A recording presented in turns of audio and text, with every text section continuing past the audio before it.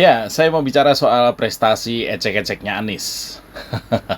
Anies lagi, Anies lagi. Tapi begitu yang terjadi. Berita yang ada di depan mata kita begitu.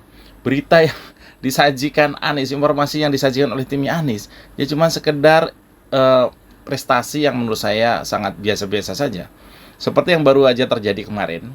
Anies membanggakan, dia berfoto di depan sebuah kendaraan truk kalau nggak salah dengan tumpukan beras, dan di captionnya tertulis sejarah bagi kita katanya karena berhasil mengekspor 19 ton beras ke Saudi. Ini menurut Anies adalah prestasi. Ya, prestasi lah. Apapun itu adalah prestasi. Hanya saja kemudian dia bilang ini adalah pertama kali beras diekspor ke Saudi. Ini adalah sebuah kebohongan. Tidak terjadi sedemikian. Yang terjadi adalah ini adalah sebut saja ini. Ini adalah beras yang diekspor Anies ke Saudi, 19 ton. Ini. Lalu pada bulan Juni tahun lalu, ini dari Sragen. Bedanya jauh ya, bedanya jauh. Ini dan ini. Ya tapi itulah, di sisa masa berkuasanya, di sisa tinggal hitungan berapa bulan Anies harus lengser, Anies mengais seadanya di kanan kirinya yang bisa dijadikan sebagai bahan pencitraan dirinya berprestasi. Belum lama juga dia berusaha jalan-jalan ke luar negeri. Entah kemana, ke London, ke Eropa.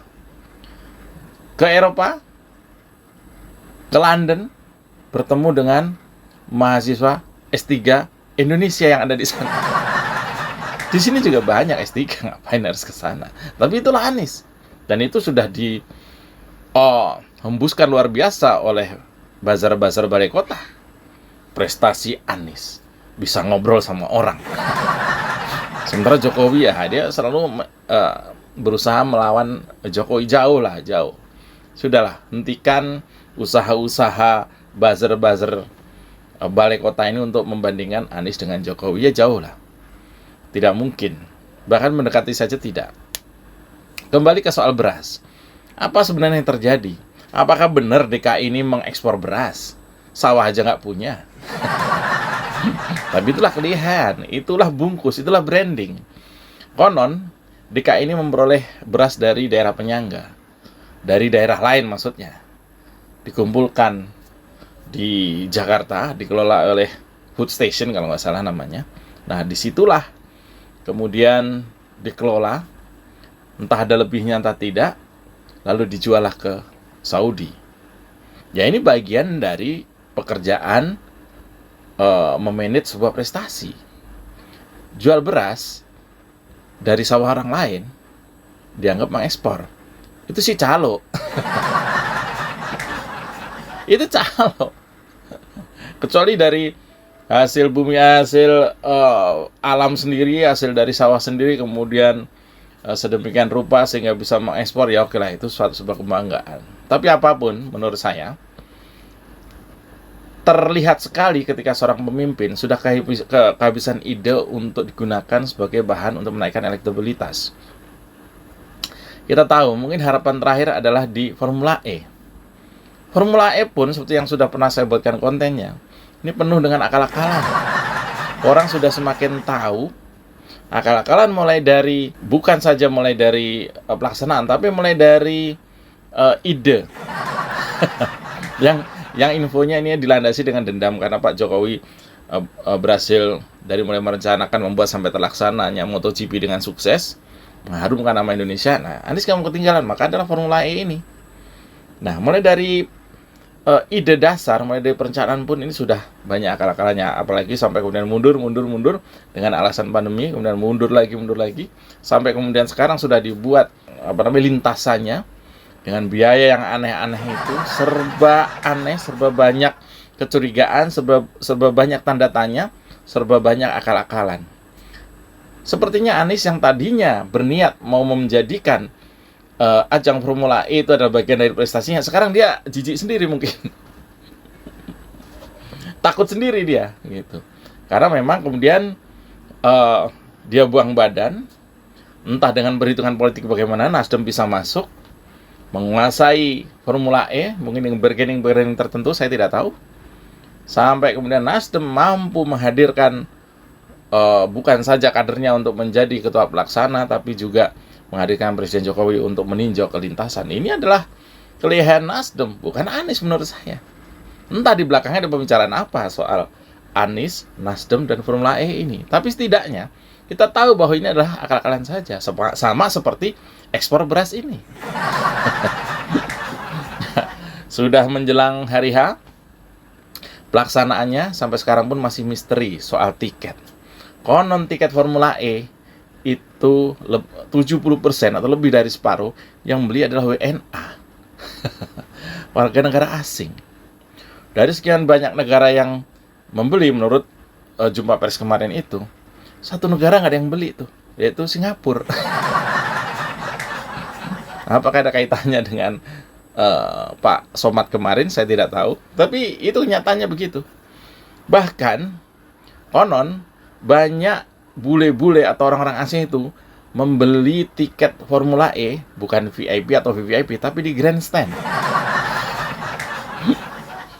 Ya, apapun yang terjadi sih, tentu harapannya acara Formula E sukses ya, karena ada nama Pak Jokowi juga dipertaruhkan di situ. Anyway, kembali ke soal beras. Apa yang terjadi sebenarnya ketika seorang gubernur membuat sebuah pernyataan yang itu menurut saya, menurut opini saya, itu adalah hoax.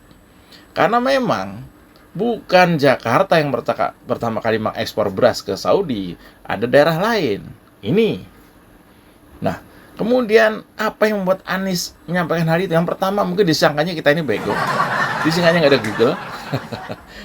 Disangka nggak ada jejak digital. Disangka juga netizen itu bodoh amat. Inilah yang waktu itu saya sampaikan, bahwa Anies ini tidak peduli apa yang dipikirkan oleh netizen, yang penting pesan sudah berhasil dia lemparkan. Terkait dengan Pilpres, Anies hanya punya beberapa panggung lagi yang bisa dimanfaatkan dengan baik. Setelah Formula E seperti yang saya ceritakan tadi, dia juga mungkin takut-takut terjadi kegagalan dalam penyelenggaraan ini, karena saya dengar juga tidak ada acara tes lintasan seperti pada MotoGP itu 3 bulan sebelumnya sudah dibuat balapan yang lain. Berikutnya adalah tersisa tinggal JIS. Ya. Kalau mengandalkan reuni 212 itu kan keburu Anies sudah lengser kan, reuninya masih Desember, sebentar dia lengser dari bulan Oktober. Sehingga JIS ini dia akan optimalkan dalam waktu dekat. Saya nggak tahu. Pasti ada kegiatan-kegiatan lain yang memanfaatkan JIS. Yaitu yang saya dengar adalah ulang tahun Jakarta. Ulang tahun Jakarta akan dipusatkan di JIS. Kalau dulu kan selalu ada namanya Jakarta Fair.